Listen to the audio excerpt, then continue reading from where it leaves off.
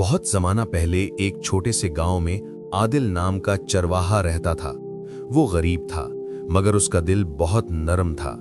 हर शाम जब वो बकरियां वापस लेकर आता तो गांव के बाहर एक पुराने दरख्त के नीचे रुककर थोड़ी देर आराम करता। एक रात उसे दरख्त के नीचे एक बहुत कमजोर मुसाफिर बैठा नजर आया। उसके पास न खाना था न पानी।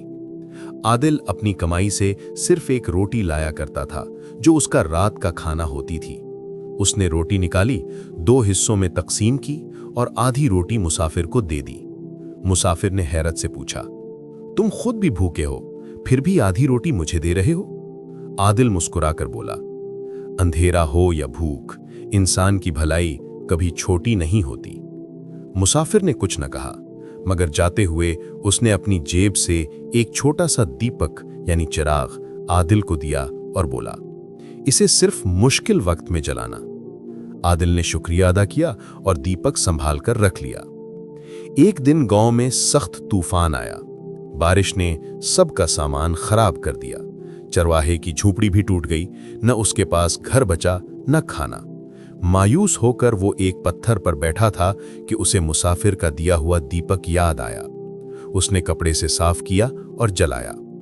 जैसे ही दीपक रोशन हुआ, रोशनी के अंदर से एक चमकती हुई लकीर बनी और सामने वही मुसाफिर खड़ा था। मगर अब वो आम मुसाफिर नहीं, आसमानी फरिश्ता था। फरिश्ते ने कहा, आदिल, अल्लाह पाक ने तुम्हारा छोटा सा इम्तिहान लिया और तुमने मुझे खाना दिया। तुमने अंधेरे में किसी के लिए रोशनी बनाई थी, अब ये रोशनी तुम्हारे लिए है। वो आदिल को पहाड़ के पीछे एक छिपे हुए रास्ते पर ले गया, जहां एक बड़ी चरागाह थी, पानी भी था और बहुत सी खूबसूरत बकरियां भी। ये सब तुम्हारी हैं। आदिल अमीर हुआ, मगर उसने कभी गुरूर न किया। वो रोज दीपक जलाकर कहता, इंसान की नेकी कभी जाया नहीं जाती, रोशनी हमेशा रोशनी को खींच लाती है। बात नेकी हमेशा लौटकर अपने करने वाले को रास्ता दिखाती है। मुश्किल वक्त में उम्मीद का छोटा चिराग भी बड़े अंधेरे को हटा देता है। दूसरों की मदद करने से कभी नुकसान नहीं होता।